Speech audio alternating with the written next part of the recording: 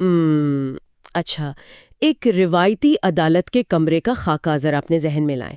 مطلب ایک بہت ہی سنگین نوعیت کا مقدمہ چل رہا ہے، کٹہرا موجود ہے، جج اپنی کرسی پر بیٹھا ہے اور وکیل دلائل دینے کے لیے بالکل تیار کھڑے ہیں۔ ہاں، اور سب کی نظریں اس ایک دروازے پر ہوتی ہیں جہاں سے گواہ نے اندر آنا ہوتا ہے۔ بالکل، لیکن مسئلہ یہی تو ہے، اس پورے مقدمے کی جان، یعنی وہ واحد گواہ جس نے سب کچھ اپنی آنکھوں سے دیکھا تھا، وہ عدالت میں موجود ہی نہیں ہے۔ تو کیا وہ غائب ہو گیا ہے یا اسے کچھ ہو گیا ہے؟ نہیں، وہ مرا نہیں ہے اور نہ ہی غائب ہوا ہے، بلکہ وہ اس عدالت سے ہزاروں میل دور کسی اور شہر یا شاید کسی اور براعظم میں بیٹھا ہوا ہے۔ اب ظاہری بات ہے، قانون کی وہ بھاری بھرکم مشینری جو صرف ثبوتوں اور بیانات پر چلتی ہے، وہ بظاہر رک سی گئی ہے۔ صحیح، اور ایسے میں سب سے بڑا سوال یہی اٹھتا ہے کہ کیا محض اس فاصلے کی وجہ سے انصاف کا پورا عمل ہی دھرم بھرم ہو جائے گا؟ ہاں، یہی وہ سوال ہے جس پر ہم آج کے اس تفصیلی جائزے میں بات کریں گے، کیونکہ عام طور پر قانون کے بارے میں ہمارا تاثر یہی ہوتا ہے کہ یہ ایک انتہائی سخت اور بے لچک سا نظام ہے۔ لکیر کا فقیر جسے ہم کہتے ہیں، مطلب ہم تو یہی سمجھتے ہیں نا کہ قانون کے کتاب میں اگر لکھ دیا گیا ہے کہ گواہ کو ہر صورت کٹہرے میں آ کے حلف اٹھانا ہے تو پھر چاہے طوفان آئے یا زلزلہ اسے پیش ہونا ہی پڑے گا۔ بالکل، میں بھی پہلے یہی سوچ رہی تھی، لیکن جب ہم 1898 کے ضابطہ فوجداری یعنی کوڈ آف کرمنل پروسیجر جیسی بنیادی قانونی دستاویزات کو کھنگالتے ہیں تو حقیقت بالکل مختلف نظر آتی ہے۔ ہاں، یہ واقعی حیران کن ہے۔ ان دستاویزات میں ایسی عملیت پسندی اور لچک موجود ہے جو آج کے اس جدید دور میں بھی انسان کو حیران کر دیتی ہے۔ تو آج کے اس نشست میں ہم 19ویں صدی کی انہی دستاویزات کا جائزہ لیں گے۔ ہم خاص طور پر باب 40 پر بات کریں گے اور اس طریقہ کار کو سمجھیں گے جسے قانونی زبان میں کمیشن کا اجرا کہا جاتا ہے۔ جا کی گہرائی میں جائیں گے کہ قانون نے انصاف کی فراہمی اور زمینی حقائق کے درمیان کیسے ایک ایسا توازن قائم کیا جو 125 سال بعد بھی چل رہا ہے۔ تو اس بحث کا آغاز اسی بنیادی نقطے سے کرتے ہیں، مطلب آخر وہ کون سی وجوہات ہیں جن کی بنا پر ایک باقاعدہ عدالت کسی گواہ کو یہ استثنا دے دیتی ہے کہ وہ کٹہرے میں آئے بغیر ہی اپنی گواہی دے دے۔ دیکھیں، اس پورے عمل کو سمجھنے کے لیے ہمیں اس دور کے حالات کو دیکھنا ہوگا۔ باب 40 کا جو سیکشن 503 ہے وہ اس کی بڑی واضح وجوہات بتاتا ہے۔ تو ذرائع کے مطابق اگر کسی گواہ کو بلانے میں اس قدر تاخیر، خرچہ یا دقت شامل ہو جو غیر معقول ہو تو اعلیٰ عدالتیں حاضری معاف کر سکتی ہیں، لیکن یہ غیر معقول خرچے کا کیا پیمانہ ہے؟ اصل میں اس غیر معقول خرچے یا تاخیر کے تصور کو سمجھنا بہت اہم ہے۔ ہم 1898 کی بات کر رہے ہیں۔ اس دور میں ہوائی جہاز یا تیز رفتار ٹرینیں تو عام نہیں تھی نا؟ ہاں، مہینوں لگ جاتے تھے سفر میں۔ بالکل۔ اب فرض کریں کہ ایک مقدمہ لاہور کی سیشن کورٹ میں چل رہا ہے، لیکن جو چشمدید گواہ ہے وہ ایک تاجر ہے اور اپنے کسی کاروباری سلسلے میں برما کے شہر رنگون جا چکا ہے۔ اچھا، رنگون مطلب سمندری سفر؟ ہاں، اب اگر اس تاجر کو صرف ایک گواہی کے لیے بحری جہاز کے ذریعے واپس لاہور بلایا جائے تو اس میں کئی مہینوں کی تاخیر ہو سکتی ہے، اور فرض کریں گے مقدمہ کسی بہت ہی چھوٹی موٹی چوری کا ہے۔ اوہ، تو گواہ کو بلانے کا خرچہ تو اس چوری کی کل مالیت سے بھی کئی گنا زیادہ ہو جائے گا۔ یہ تو واقعی کوئی تک نہیں بنتی اس بات کی۔ بالکل صحیح کہا آپ نے۔ قانون یہی کہتا ہے کہ ایسی صورتحال میں گواہ کو زبردستی بلانے کی ضد کرنا کوئی انصاف نہیں ہے، بلکہ یہ تو انصاف کے عمل کا مذاق اڑانے والی بات ہے۔ یعنی اگر مقدمے کا حجم اور اہمیت اتنی نہیں ہے کہ اس پر بے تحاشا وقت اور پیسہ ضائع کیا جائے تو قانون آپ کو ایک متبادل راستہ دیتا ہے۔ جی، اور وہ متبادل راستہ یہ ہے کہ عدالت اس گواہ کے رہائشی علاقے کے ایک فرسٹ کلاس مجسٹریٹ کو ایک کمیشن جاری کرتی ہے۔ ایک سیکنڈ، یہاں یہ واضح کر دوں کہ کمیشن سے مراد یہاں لوگوں کی کوئی کمیٹی نہیں ہے، مطلب یہ قانونی حکم نامہ یا اختیار ہوتا ہے، صحیح؟ ہاں بالکل۔ وہ مقامی فرسٹ کلاس مجسٹریٹ اس حکم نامے کی تعمیل کرتے ہوئے اس گواہ کے پاس جاتا ہے اور اس کا بیان باقاعدگی سے ریکارڈ کرتا ہے، بالکل ویسے ہی جیسے وہ عدالت میں کھڑا ہو۔ اگر میں اسے آج کی کاروباری دنیا کی زبان میں سمجھنے کی کوشش کروں تو یہ تو بالکل آؤٹ سورسنگ یا ڈیلیگیشن جیسا عمل ہے۔ آؤٹ سورسنگ وہ کیسے؟ دیکھیں، جیسے ایک کمپنی اپنا کوئی کام کسی ایسی برانچ کو سونپ دیتی ہے جو کلائنٹ کے زیادہ قریب ہو تاکہ وقت اور لاگت کو بچایا جا سکے۔ یہاں عدالت بھی تو اپنا اختیار ڈیلیگیٹ کر رہی ہے نا۔ واہ، یہ بہت زبردست تشبیہ دیا آپ نے۔ یہ ڈیلیگیشن ایک بہت اہم نکتہ ہے۔ عدالت اپنا کام اس لیے منتقل کر رہی ہے کیونکہ وہ خود وہاں تک نہیں جا سکتی، اور جس مجسٹریٹ کو یہ کام سونپا جاتا ہے وہ اس وقت اسی عدالت کا نمائندہ بن جاتا ہے نا۔ بالکل، حتیٰ کہ قانون اس فرسٹ کلاس میجسٹریٹ کو بھی یہ اختیار دیتا ہے کہ اگر وہ خود مصروف ہے تو اپنے کسی ماتحت افسر کو یہ کام سونپ دے، لیکن شرط یہ ہے کہ وہ ماتحت افسر بھی کم از کم فرسٹ کلاس میجسٹریٹ ہی ہو۔ مطلب گواہی ریکارڈ کرنے کا معیار گرنا نہیں چاہیے۔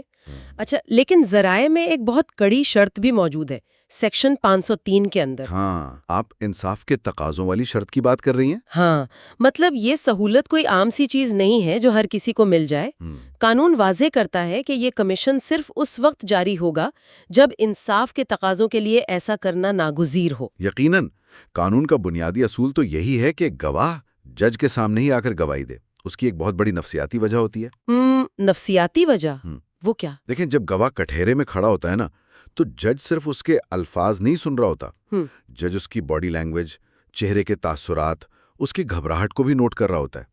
یہ چیزیں بتاتی ہیں کہ بندہ سچ بول رہا ہے یا جھوٹ۔ اچھا، تو اسی لیے گواہ کا عدالت میں آنا اصل قانون ہے اور کمیشن صرف ایک انتہائی مجبوری کی حالت میں دی جانے والی رعایت ہے۔ بالکل، اگر کوئی بااثر شخص محض اپنی انا کی وجہ سے کہے کہ میں عدالت نہیں آؤں گا تو اسے یہ سہولت کبھی نہیں ملے گی۔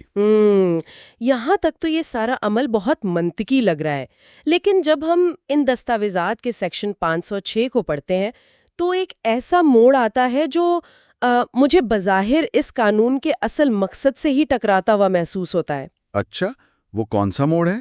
دیکھیں، ہم نے ابھی ڈسکس کیا کہ تاخیر اور خرچے سے بچنا اس قانون کی روح ہے، لیکن سیکشن 506 کہتا ہے کہ اگر کوئی عام ماتحت میجسٹریٹ کسی مقدمے کی سماعت کر رہا ہے اور اسے لگتا ہے کہ گواہ دور ہے اور کمیشن جاری ہونا چاہیے۔ ہاں، تو وہ خود کمیشن جاری نہیں کر سکتا؟ بالکل، وہ خود فیصلہ نہیں کر سکتا۔ اسے باقاعدہ وجوہات لکھ کر سیشن جج کو ایک درخواست بھیجنی پڑتی ہے، پھر سیشن جج اس کا جائزہ لیتا ہے اور منظور یا مسترد کرتا ہے۔ مجھے ذاتی طور پر اس بات پر بڑا اعتراض ہے۔ اعتراض کس بات پر؟ یہ تو ایک قانونی طریقہ کار ہے۔ میرا اعتراض اس بیوروکریٹک رکاوٹ پر ہے۔ یہ لمبا چکر کیوں؟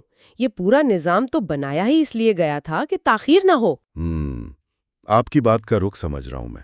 اب فرض کریں ایک چھوٹے شہر کا مجسٹریٹ مقدمہ سن رہا ہے، وہ جانتا ہے گواہ بیمار ہے، پھر بھی وہ ایک فائل بنائے گا، اس میں وجوہات لکھے گا، وہ فائل ٹرین یا گھوڑا گاڑی پر کسی بڑے شہر میں بیٹھے سیشن جج تک جائے گی، اور پھر وہاں سے منظوری کے بعد واپس آئے گی۔ ہاں، تو کیا اس پورے چکر میں خود اتنی تاخیر نہیں ہو جائے گی جس سے بچنے کے لیے یہ باب 40 لایا گیا تھا؟ اگر ایک مجسٹریٹ مقدمہ سن سکتا ہے تو وہ یہ فیصلہ کیوں نہیں کر سکتا؟ آپ کا اعتراض بالکل بجا ہے۔ سطحی طور پر دیکھیں تو یہ واقعی ایک غیر ضروری ریڈ ٹیپ محسوس ہوتی ہے، لیکن اگر ہم برصغیر کے اس وقت کے سماجی ڈھانچے کو سمجھیں تو یہ شک قانون کی ایک بہت بڑی مجبوری نہیں بلکہ ایک حفاظتی حصار ہے۔ حفاظتی حصار؟ مجھے تو یہ سیدھا سیدھا وقت کا ضیاع لگ رہا ہے۔ اگر مقصد انصاف جلدی دینا ہے تو اختیارات تو نچلی سطح پر ہونے چاہیے۔ دیکھیں، جلدی انصاف دینے کے چکر میں انصاف کا قتل نہیں کیا جا سکتا نا۔ اس دور کے زمینی حقائق ذرا مختلف تھے۔ دیہاتوں میں نوابوں، جاگیرداروں اور طاقتور مقامی لوگوں کا بہت زیادہ اثر و رسوخ ہوتا تھا۔ ہاں، یہ تو ہے۔ مقامی طاقت کا عنصر تو ہمیشہ رہا ہے۔ تو اب ایک ماتحت مجسٹریٹ اسی چھوٹے قصبے میں رہ رہا ہوتا ہے، بہت ممکن ہے کہ وہ مقامی دباؤ کا شکار ہو جائے۔ فرض کریں ایک طاقتور زمیندان کو کسی مقدمے میں گواہی دینی ہے۔ اچھا، تو وہ جاگیردار خود عدالت نہیں آنا چاہے گا؟ بالکل، وہ مجسٹریٹ کو اپنے ڈیرے پر بلاتا ہے اور کہتا ہے کہ میں عام لوگوں کے ساتھ کٹہرے میں کھڑا نہیں ہوں گا، تم میرے لیے کمیشن جاری کرو اور میرا بیان میری حویلی میں آ کر لکھو۔ اب مجھے سمجھ آئی۔ تو آپ کا مطلب ہے کہ ماتحت مجسٹریٹ اس دباؤ میں آ کر جھوٹی وجوہات لکھ کر VIP پروٹوکول دے سکتا تھا۔ 100%۔ اور اسی بلیک میلنگ کو توڑنے کے لیے قانون سازوں نے سیشن جج کی رکاوٹ کھڑی کی۔ سیشن جج چونکہ ایک بڑا اور اعلیٰ عہدیدار ہوتا ہے، بڑے شہر میں بیٹھتا ہے، اس پر مقامی جاگیردار کا دباؤ ڈالنا آسان نہیں ہوتا۔ صحیح۔ جب ماتحت مجسٹریٹ کو تحریری وجوہات لکھ کر سیشن جج کو بھیجنی ہوں گی تو وہ بتانے پر مجبور ہوگا کہ آخر گواہ عدالت میں کیوں نہیں آ سکتا، اور سیشن جج اس کا غیر جانبدارانہ جائزہ لے گا۔ بالکل۔ تو ہاں، اس سے کچھ دنوں کی تاخیر ضرور ہوتی ہے، لیکن یہ تاخیر نظام کو بدعنوانی سے بچانے کی ایک بہت چھوٹی سی قیمت ہے۔ واہ، یہ دلیل کافی مضبوط ہے۔ قانون نے رفتار پر شفافیت کو ترجیح دی ہے۔ چلیں اس مرحلے سے آگے بڑھتے ہیں۔ فرض کریں سیشن جج نے درخواست منظور کر لی اور کمیشن جاری ہو گیا۔ اب یہاں ایک اور بہت بڑا مسئلہ کھڑا ہوتا ہے، اور وہ مسئلہ سیکشن 505 سے جڑا ہے، یعنی مخالف فریق کے حقوق کا مسئلہ۔ بالکل۔ انصاف کی بنیاد تو اسی پر ہے کہ دونوں فریقین کو برابر موقع ملے۔ اب اگر ایک گواہ کسی دوسرے شہر کے ایک پرسکون کمرے میں بیٹھ کر اپنا بیان ریکارڈ کروا رہا ہے تو وہ تو بڑی آسانی سے کوئی بھی جھوٹی کہانی سنا دے گا، کیونکہ وہاں مخالف وکیل تو موجود نہیں ہے جو اس پر جرح کرے۔ ہاں نا، اس پر دباؤ ڈالنے والا، کڑے سوال پوچھنے والا کوئی نہیں۔ تو کیا اس کا مطلب یہ ہوا کہ دور بیٹھا گواہ صرف اپنی مرضی کی باتیں بتا کر صاف بچ نکلے گا؟ نہیں، قانون اتنا بھی سادہ نہیں ہے۔ دستاویزات اس حوالے سے انتہائی واضح ہیں اور انصاف کے توازن کو بالکل نہیں بگڑنے دیتی۔ یہ قانون ہرگز نہیں کہتا کہ گواہ جو چاہے بول دے اور اسے سچ مان لیا جائے گا۔ تو پھر مخالف فریق اس دور بیٹھے گواہ کا جھوٹ کیسے پکڑے گا؟ اس قانون کے تحت مخالف فریق کو حق دیا گیا ہے کہ وہ اپنے تحریری سوالات، جنہیں قانونی اصطلاح میں انٹروگیٹریز کہا جاتا ہے، اس مجسٹریٹ کو بھیج سکتا ہے۔ تحریری سوالات۔ جی، اور مجسٹریٹ اس بات کا پابند ہے کہ وہ تمام سوالات اس گواہ کے سامنے رکھے اور ان کے جوابات ریکارڈ کرے۔ لیکن ایک بات ہے، تحریری سوالات میں وہ کاٹ کہاں ہوتی ہے جو ایک وکیل کے آمنے سامنے کھڑے ہو کر سوال پوچھنے میں ہوتی ہے؟ تحریری سوالات تو پڑھ کر گواہ آرام سے سوچ سمجھ کر جواب گھڑ سکتا ہے۔ ہاں، یہ تشویش تو پیدا ہوتی ہے۔ یہ تو ایسے ہی ہو گیا نا جیسے آپ کسی سے خط و خطابت کے ذریعے تفتیش کر رہے ہوں، اس میں تو کوئی دباؤ نہیں ہوتا۔ یہ ایک بالکل جائز تشویش ہے، اور یہی وجہ ہے کہ قانون نے صرف تحریری سوالات تک بات محدود نہیں رکھی۔ اس میں واضح طور پہ شامل ہے کہ فریقین اگر چاہیں تو وہ خود اس دور دراز مقام پر جا سکتے ہیں، یا پھر اپنا کوئی نمائندہ بھیج سکتے ہوں گے۔ بالکل، وہ اس علاقے کے کسی مقامی وکیل کو اپنا نمائندہ مقرر کر سکتے ہیں۔ وہ مقامی وکیل بالکل اسی طرح اس گواہ کے سامنے کھڑا ہوگا اور اس پر کراس ایگزامینیشن یعنی جر کرے گا، جیسے وہ اصل عدالت میں کر رہا ہو۔ کیا بات ہے! یہ تو واقعی ایک زبردست حل نکالا گیا۔ مطلب ہم عدالت کی عمارت کو تو اٹھا کر نہیں لے جا سکتے، لیکن قانون کے کڑے امتحان کو ہم اس گواہ کے دروازے تک ضرور لے جاتے ہیں۔ ہاں، اور قانون کی نظر میں بغیر جرح کے دی گئی کوئی بھی گواہی مکمل یا قابل اعتبار تصور نہیں ہوتی۔ فاصلہ گواہ کو جرح کی سختی سے نہیں بچا سکتا۔ اگر میں اسے ایک اور مثال سے سمجھاؤں تو یہ ایک طرح کا ریموٹ اوپن بک امتحان ہے، لیکن اس میں ایک بہت ہی سخت قسم کا نگران آپ کے سر پر کھڑا ہے۔ مجسٹریٹ صرف خاموش مصور بن کر سب لکھتا رہتا ہے۔ بالکل صحیح کہا۔ وہ سارا احوال قلم بند کرتا ہے تاکہ جب کاغذات واپس عدالت جائیں تو جج اس جرح کو پڑھ کر خود اندازہ لگا سکے کہ گواہ اپنے بیان میں کتنا سچا تھا۔ یہ سب جان کر واقعی اس قانونی ڈھانچے کی گہرائی کا اندازہ ہوتا ہے، لیکن ابھی تک ہم نے جتنا بھی منظرنامہ ڈسکس کیا ہے وہ تو ایک ملک کی جغرافیائی حدود کے اندر تھا نا؟ ہاں، ملک کے اندر کے معاملات۔ بات یہاں سے ایک اور سطح پر چلی جاتی ہے جب ہم ان دستاویزات کے سیکشن 503 اور سیکشن 508A کو دیکھتے ہیں۔ یہ بین الاقوامی صورتحال سے نمٹتے ہیں۔ جی، اور یہ اس پورے باب کا شاید سب سے دلچسپ حصہ ہے۔ ذرا سوچئے، 1898 کا دور ہے، نہ انٹرنیٹ، نہ زوم، نہ ٹیلی فون۔ اگر گواہ کسی دوسرے ملک میں بیٹھا ہو تو قانون اس مسئلے کو کیسے حل کرتا تھا؟ یہ ہمیں اس دور کی ریاستوں کے درمیان تعلقات اور ابتدائی گلوبلائزیشن کی ایک شاندار جھلک دکھاتا ہے۔ ہم برطانوی راج کی بات کر رہے ہیں جس کا دائرہ بہت وسیع تھا۔ ان قانونوں میں بین الاقوامی سطح پر کمیشن جاری کرنے کا پورا میکانزم موجود ہے۔ ہاں، دستاویزات میں جن ممالک کا ذکر کیا گیا ہے وہ اپنے آپ میں ایک تاریخی سفر ہے۔ مطلب اس میں واضح لکھا ہے کہ اگر گواہ برطانیہ میں ہوں یا دولت مشترکہ یعنی کامن ویلتھ کے ممالک میں ہوں یا یونین آف برما میں ہو یا پھر کسی ایسے ملک میں جس کے ساتھ باہمی انتظامات یعنی ریسیپروکل ارینجمنٹس موجود ہوں۔ بالکل، تو اس ملک کی کسی عدالت یا جج کو براہ راست یہ کمیشن بھیجا جا سکتا ہے۔ مطلب لاہور کا ایک جج لندن کے ایک جج کو درخواست بھیج رہا ہے کہ میرے لیے ایک گواہ کا بیان ریکارڈ کرو۔